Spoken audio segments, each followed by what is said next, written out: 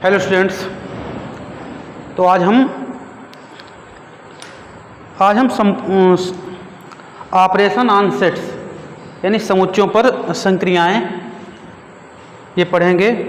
ठीक है, यानी समुच्चयों में हम कौन कौन से ऑपरेशन आपस में कर सकते हैं, यानी कौन कौन सी संक्रियाएं कर सकते हैं, इसके बारे में पढ़ेंगे। तो सबसे पहला है यूनियन ऑफ सेट्स।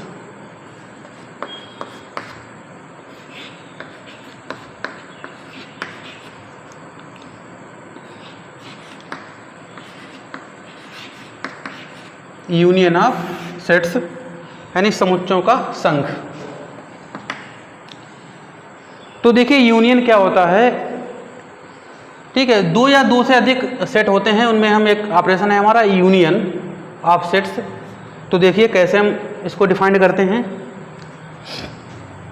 तो देख लीजिए,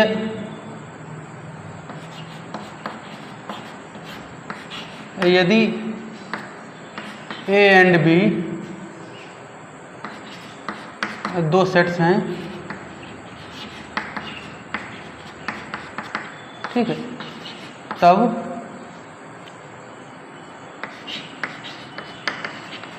यूनियन ऑफ ए बी, ठीक है, यूनियन ऑफ ए बी को ए यूनियन बी लिखते हैं। ए यूनियन बी लिखते हैं। ठीक है, तो ए और बी अगर दो सेट हैं, ठीक है, तब इनके यूनियन को हम क्या लिखते हैं, ए यूनियन बी। ठीक है, और डिफाइंड एज, तो यहाँ इससे हम जो है किस तरह से डिफाइन करते हैं ए यूनियन बी को, यानी यूनियन ऑफ सेट्स। तो देखिए, अगर कोई एक्स एलिमेंट है ए में है और एक्स एलिमेंट बी में है, ठीक है, तब हम कहेंगे एक्स एलिमेंट है ए यूनियन बी में। तो यहाँ से ज़रा आप ध्यान समझ लीजिए, अगर कोई एक्स एलिमेंट ए में है या एक्स एलिमेंट बी में है, तो वो हमारा एक्स एलिमेंट कहा जाएगा ए यूनियन बी। यानी ए यूनियन बी में वो सारे एलिमेंट होते हैं, वो चाहे ए में हो या चाहे बी में हो। ठीक है, यानी किसी ना किसी में होने चाहिए। अगर किसी में भी हैं, चाहे ए में है और चाहे बी में है, ठीक है, तो उसका जो यूनियन होगा वो उसे लिखेंगे ए यूनियन बी।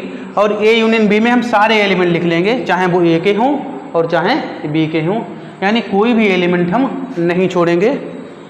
इसका अगर आप वेन डायग्राम देखें तो देख लीजिए भाई,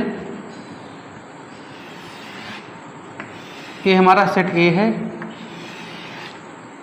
और ये हमारा सेट बी है। ये ए है और ये बी है, ठीक है, और ये हमारा ये यूनिवर्सल सेट है यू।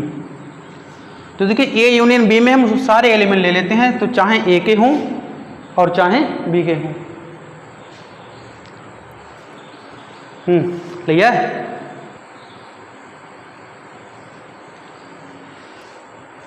तो देख लीजिए इसका वेन डायग्राम। हम देखिए ए यूनियन बी में वो सारे एलिमेंट ले लेते हैं, चाहे ए के हों और चाहे बी के हों।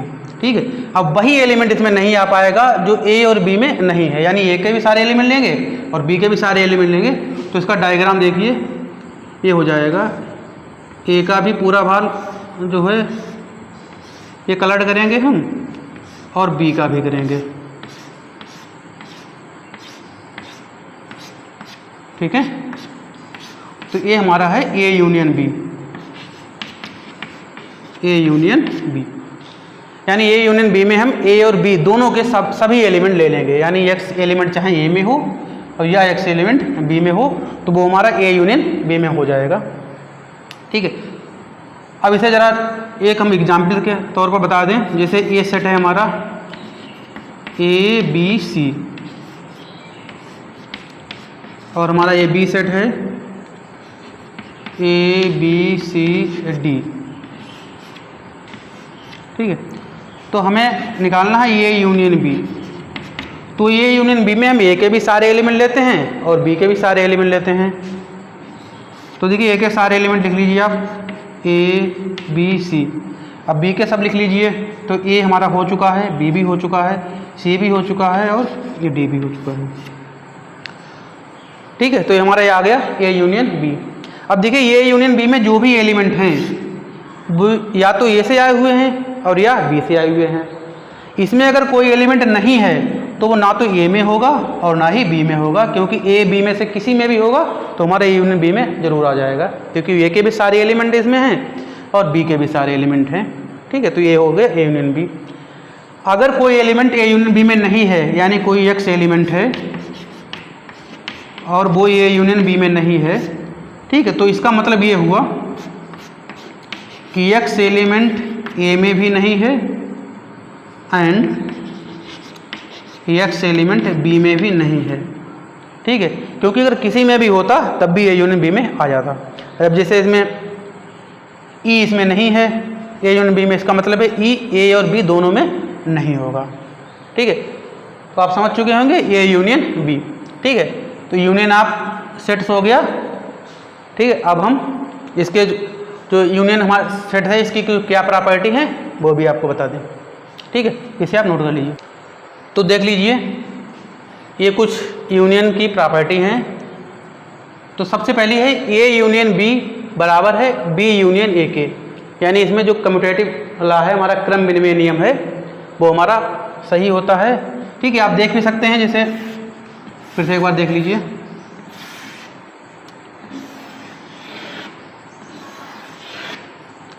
तो ये हमारा होता है ए यूनियन बी।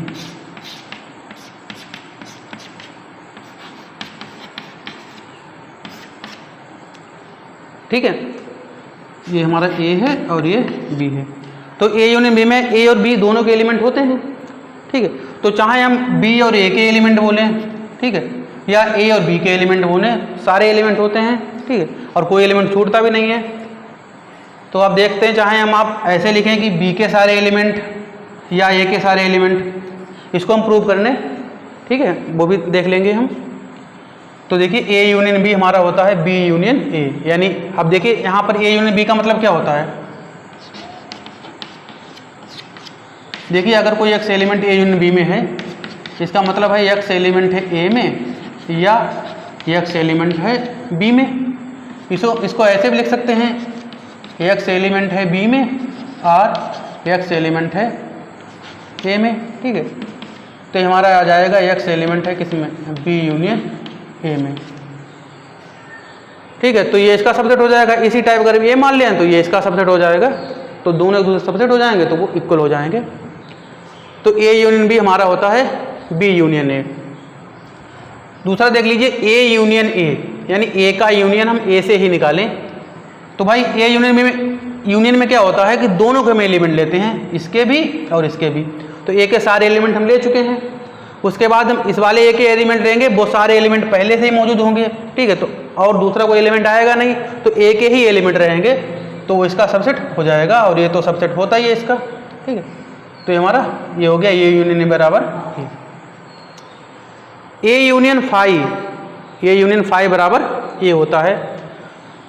तो देख लीजिए ए यूनियन फाई यानी ए के सारे एलिमेंट, ठीक है, उसके बाद है फाई के सारे एलिमेंट। अब देखिए फाई में कोई एलिमेंट है ही नहीं, यानी फाई हमारा एम्प्टी सेट है, तो ए के ही सारे एलिमेंट आ जाएंगे। तो ए यूनियन फाई बराबर ए आ जाएगा। ए यूनियन यू, यू यहाँ पर यूनिवर्सल सेट है। ठीक है, तो ए के हम सारे एलिमेंट लिखेंगे, सारे एलिमेंट लिखेंगे, उसके बाद यू के सारे एलिमेंट। तो यू जो है वो ए को ऑलरेडी पहले से ही कंटेन किए हुए हैं, यानी ए के सारे एलिमेंट यू में हैं ऑलरेडी। तो जब यू के हम सारे एलिमेंट लिख लेंगे तो ए के कोई बचेंगे ही नहीं लिखने के लिए, क्योंकि ए के सारे एलिमेंट यू में पहले से ही मौजूद हैं। तो हमारा ए यूनियन यू बराबर आ जाएगा यू। और जो एसोसिएटिव लॉ भी इसमें फॉलो होता है, A union B union C बराबर होता है A union B union C. ठीक है, तो ये कुछ यूनियंस के यूनियन की प्रॉपर्टी हैं। ठीक है, आप इसे समझ लीजिए। अब हम दूसरा जो हमारा क्या नाम ऑपरेशन है इसका, वो है इंटरसेक्शन ऑफ सेट, वो देख लेंगे। तो देखिए इंटरसेक्शन में क्या होता है, यदि ए और बी दो सेट हैं, ठीक है, ए और बी दो सेट्स हैं, तब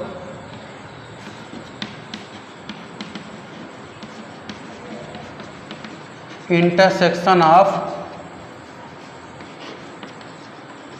ए एंड बी को ए इंटरसेक्शन बी द्वारा लिखते हैं,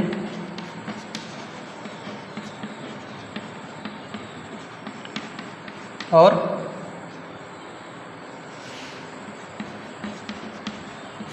निम्न प्रकार परिभाषित करते हैं।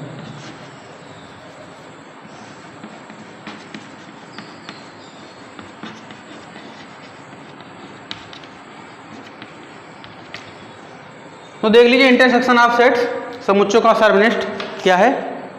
दो सेट है हमारे ए और बी, ठीक है, तब इनके इंटरसेक्शन को हम ए इंटरसेक्शन बी द्वारा लिखते हैं और जी निम्न प्रकार से डिफाइंड करते हैं। तो देखिए, अगर कोई एक्स एलिमेंट ए में है एंड एक्स एलिमेंट हमारा बी में भी है, ठीक है, तब हम कहेंगे कि एक्स एलिमेंट हमारा ए इंटरसेक्शन बी में है। यानी किसी सेट ए में जो एलिमेंट हो, ठीक है, और वही एलिमेंट अगर बी में है तो वो एलिमेंट ए इंटरसेक्शन बी में कहे जाएंगे। यानी दोनों सेट्स में जो कॉमन एलिमेंट हैं, ठीक है, उनका जो सेट है उसे हम कहेंगे ए इंटरसेक्शन बी। यानी ए इंटरसेक्शन बी का मतलब है कि वो एलिमेंट जो ए में भी हों और वो एलिमेंट बी में भी हों, तब हम कहेंगे वो एलिमेंट किस में है, ए इंटरसेक्शन बी में है। इसका आप वेन डायग्राम देख लीजिए।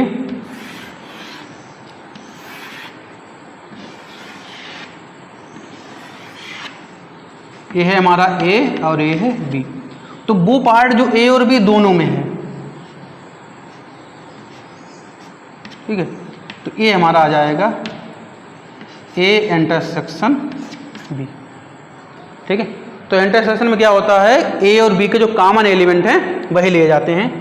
एग्जाम्पल के तौर पर आप देख लीजिए, let A is equal to 1 2 3 4,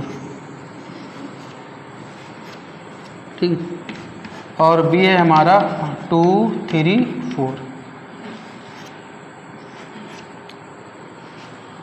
ठीक है। तो आप देख लीजिए ए इंटरसेक्शन बी, यानी ए और बी में जो कॉमन है, तो देखिए 2 दोनों में कॉमन है, 3 दोनों में कॉमन है और 4 दोनों में कॉमन है, 1 जो है इसमें नहीं है। तो ये हमारा आ जाएगा ए इंटरसेक्शन बी।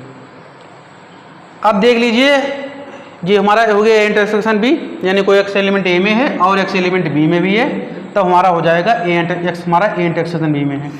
इस डिफिनेशन को आप अच्छी तरह समझ लीजिए, क्योंकि आगे हम इसे, ठीक है, यूज करेंगे। एक और बात इसमें देख लीजिए, अगर कोई एक्स एलिमेंट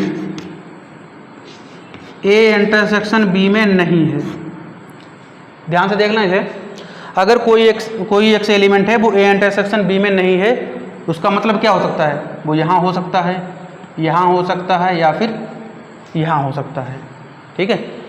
यानी एक्स एलिमेंट अगर ए इंटरसेक्शन बी में नहीं है, यानी फॉर एग्जांपल जैसे कोई एग्ज़ाम है उसमें 2 सब्जेक्ट हैं और हम आपसे कहें कि कोई बच्चा है वो दोनों सब्जेक्ट में पास नहीं है, दोनों सब्जेक्ट में पास नहीं है, इसका मतलब क्या हुआ, या तो वो पहले में पास नहीं है और या वो दूसरे में पास नहीं है, या वो दोनों में पास नहीं है। अब अगर दोनों पास नहीं तब भी हम कह सकते हैं कि या तो ए में पास नहीं है या फिर बी में पास नहीं है। तो देखिए, अगर कोई x element A intersection B में नहीं है तो इसका मतलब ये हो जाएगा कि एक्स ए में नहीं है या एक्स बी में नहीं है, ठीक है। इस डिफिनीशन को आप अच्छी तरह समझ लीजिए, ठीक है। एक तो ये डिफिनीशन समझ लीजिए सही से, और एक ये, क्योंकि इन दोनों का हम आगे यूज करेंगे, ठीक है। तो ये हो गया इंटरसेक्शन ऑफ सेट्स। अब इसकी क्या प्रॉपर्टी हैं वो भी आप समझ लीजिए। ये हमारे इंटरसेक्शन के जो हैं कुछ प्रॉपर्टी हैं वो आप देख लीजिए। तो देखिए A intersection B is equal to होता है बी इंटरसेक्शन ए। तो चाहे हम ऐसे कहें ए और बी के कॉमन एलिमेंट या बी और सी के कॉमन एलिमेंट, ठीक है। तो पहले तरह आप समझ चुके हैं। तो ए इंटरसेक्शन बी हमारा होता है बी इंटरसेक्शन सी। इसी प्रकार A intersection B intersection C is equal to होता है A intersection B intersection C. यानी कम्यूटेटिव लॉ और एसोसिएटिव लॉ दोनों इसमें इंटरसेक्शन ऑपरेशन में होल्ड होते हैं। आगे देख लीजिए A intersection phi is equal to phi, ठीक है। यहाँ देख लीजिए ए इंटरसेक्शन फाई का मतलब, इंटरसेक्शन मतलब हो जाए दोनों में कॉमन हो, जो एलिमेंट दोनों में है। अब ए में है उससे वो में नहीं ले सकते हैं हम, ठीक है। अब फाई में भी होने चाहिए। अब फाई में कोई एलिमेंट है ही नहीं, ठीक है। तो फाई का हम किसी से भी इंटरसेक्शन करते हैं तो फाई आ जाएगा, यानी कोई एलिमेंट हमारा कॉमन नहीं होगा, क्योंकि फाई में तो कोई एलिमेंट है ही नहीं। फोर्थ है A intersection U is equal to A. ये देख लीजिए हमें ए के भी सारे एलिमेंट लेने हैं और मतलब हमें वो एलिमेंट लेने हैं जो ए और यू दोनों में हो। अब देखिए यू हमारा यूनिवर्सल सेट होता है, तो उसमें तो सारे सेट मौजूद होते हैं, तो उसमें ए भी मौजूद होगा, ठीक है। तो ए के सारे एलिमेंट लिख लिए हमने, और ए में जो नहीं होगा वो यू में तो होगा, लेकिन जो ए में नहीं होगा वो हम नहीं लेंगे, क्योंकि जो दोनों में है वही हम ले लेंगे। A intersection A is equal to A, मतलब ए के सारे एलिमेंट एक मतलब ए और ए इन दोनों में जो कॉमन है वो सारे एलिमेंट लिख लेंगे, तो भाई ए के ही सारे एलिमेंट आ जाएंगे। उसके अलावा ये दो जो हमारे हैं वो हैं डिस्ट्रीब्यूटिव नियम हैं, यानी वितरण नियम है। तो इंटरसेक्शन का यूनियन पे डिस्ट्रीब्यूशन और यूनियन का इंटरसेक्शन पे डिस्ट्रीब्यूशन आप देख सकते हैं। A intersection B union C बराबर होता है ए इंटरसेक्शन बी और यूनियन ए इंटरसेक्शन सी। इसी प्रकार यूनियन का देख लीजिए, A union B intersection C is equal to हो जाएगा ए यूनियन बी और इंटरसेक्शन ए यूनियन सी, ठीक है। तो ये हमारे यूनियन के कुछ प्रॉपर्टी हैं, इनको आप नोट कर लीजिए, ठीक है। डिफरेंस ऑफ सेट्स यानी समुच्चयों का अंतर। तो देख लीजिए भाई,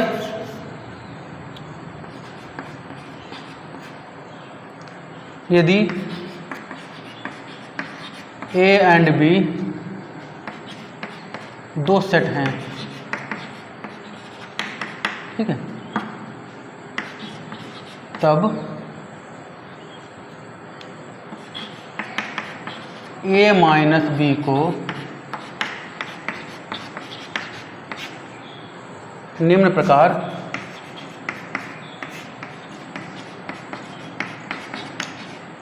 प्रदर्शित करते हैं, ठीक है। यानी ए और बी के अंतर को हम ए माइनस बी से लिखेंगे, और इसका मतलब हमारा ये है कि अगर कोई x एलिमेंट ए में है एंड x एलिमेंट बी में नहीं है, ध्यान देखना इसे, x एलिमेंट ए में तो हो लेकिन वो x एलिमेंट बी में ना हो, तब हम कहेंगे कि हमारा जो x एलिमेंट है वो a माइनस बी में है। इसे ज़रा आप समझ लीजिए अच्छी तरह से, सिंपल बातों में आप ये समझिए कि x की सेट ए के बे एलिमेंट, सेट ए के बे एलिमेंट जो बी में ना हो, सेट ए के बे एलिमेंट जो बी में ना हो, ठीक है, तो वो कहे जाएंगे ए माइनस बी में, यानी ए में हो लेकिन बी में ना हो। जैसे फॉर एग्जांपल ले लीजिए, ए इक्वल टू है 1 2 3 4 5 और बी है 2 4 5 6। तो देख लीजिए ए माइनस बी, यानी ए माइनस बी ए में हो लेकिन बी में ना हो, जो एलिमेंट बी में ना हो। 1 बी में नहीं है, 2 बी में है तो नहीं लेंगे हम, 3 बी में नहीं है तो ले लेंगे, 4 बी में है तो नहीं लेंगे, 5 है तो नहीं लेंगे। यानी हम ए के केवल वही एलिमेंट लेंगे जो बी में ना हो, ठीक है। अब बी में ना हो यानी ए में हो लेकिन बी में ना हो, यानी कुल मिला के आप इसे ऐसे भी लिख सकते हैं, ए के हम वो एलिमेंट ले लेंगे जो ए और बी में कॉमन ना हो, जो ए और बी में कॉमन ना हो। भाई ए में तो है ही, यानी ए के ही हमें एलिमेंट लेने हैं, और वो एलिमेंट लेने हैं जो बी में ना हो, यानी ए और बी में जो कॉमन ना हो। इसे हम ऐसे भी लिख सकते हैं यानी x एलिमेंट A में है एंड x एलिमेंट जो है A इंटरसेक्शन B में नहीं है, तब हम कहेंगे x एलिमेंट हमारा A माइनस B में है। ठीक है, इसका वेन डायग्राम देख लीजिए।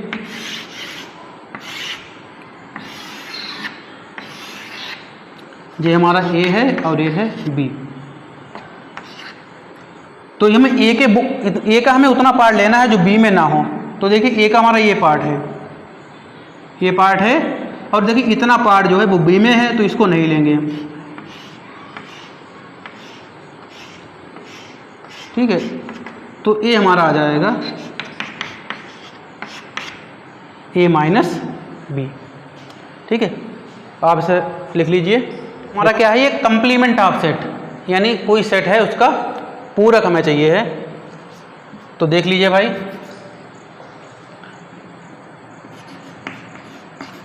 यदि ये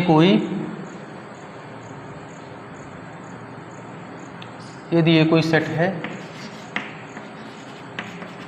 यदि ये कोई सेट है, तब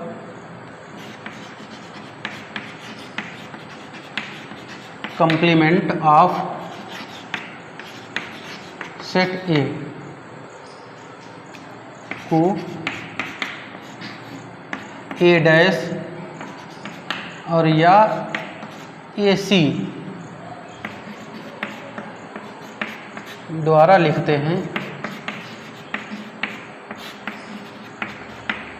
ठीक है, एंड डिफाइंड एज। तो देखिए ए हमारा अगर कोई सेट है, तब हम कंप्लीमेंट ऑफ सेट ए को हम क्या लिखते हैं, ए डैश या ए की पावर सी द्वारा लिखते हैं। ठीक है, उसे इस तरह से डिफाइंड करते हैं। अगर कोई एक्स एलिमेंट ए में नहीं है, ध्यान लीजिए भाई, अगर कोई एक्स एलिमेंट है वो ए में नहीं है, भाई ए में हो या ना हो, लेकिन जो उसका जो हमारा यूनिवर्सल सेट होता है उसमें तो होता ही है। ठीक है, तो अगर कोई एक्स एलिमेंट ए में नहीं है तो वो एक्स एलिमेंट कहा जाएगा ए के कंप्लीमेंट में। ठीक है, आप इसे समझ लीजिए सही से। यानी कोई अगर एक्स एलिमेंट ए में नहीं है, तब हम कहेंगे एक्स कोई एलिमेंट है वो ए डैश में है।